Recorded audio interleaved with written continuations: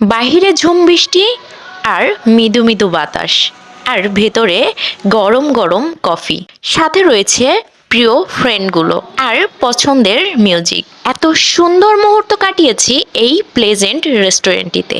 এই অ্যাস্থেটিক ডিজাইনের রেস্টুরেন্টটি কোথায় জানেন? আমাদেরই চাটমোহরে। চলুন জেনে আসা যাক রেস্টুরেন্টটি কোথায়। আসসালামু আলাইকুম everyone, I am Annie Khandaker. Welcome back to my new video. ঝুম বৃষ্টির মধ্যে পাবনা থেকে আসতে গিয়ে আটকে যাই চাটমোহরে। তাই আমরা ফ্রেন্ডরা মিলে ঠিক করি বাসায় না গিয়ে কোনো একটা ক্যাফেতে বসবো যতক্ষণ না বৃষ্টি কমে। তাই চলে আসলাম বাস স্ট্যান্ডের সামস কনভেনশন অ্যান্ড ক্যাফেটির ভিতরে ঢোকার আগে আমরা দেখতে পারলাম এই সুন্দর জিনিসগুলো। তারপরে চলে আসলাম ক্যাফেটির ভিতরে। আমি সত্যি এক্সপেক্ট করি নাই এখানে এমন সুন্দর একটা স্পেস পাবো, কারণ চাটমোহরের মধ্যে এমন অ্যাম্বিয়েন্সের রেস্টুরেন্ট খুব কমই রয়েছে। যেহেতু সারাদিন ধরে বৃষ্টি হচ্ছিল তাই পুরোপুরি ফাঁকা ছিল।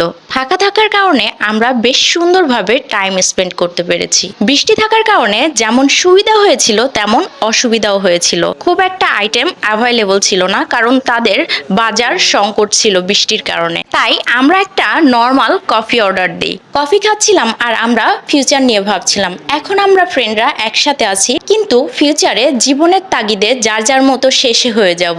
চাইলেও আমরা দেখা করতেও পারবো না। আসলে জীবন এমনই, সময়ের সাথে সাথে অনেক প্রিয় কাছের মানুষগুলো দূরে চলে যায়। যাই হোক, অনেক ইমোশনাল কথা বলে ফেললাম। এবারে কথা বলা যাক খাবার নিয়ে। যেহেতু তেমন একটা খাবার অ্যাভেলেবল ছিল না, তাই কফি নিয়েই কথা বলা যাক। কফির টেস্টটা ঠিকঠাক ছিল।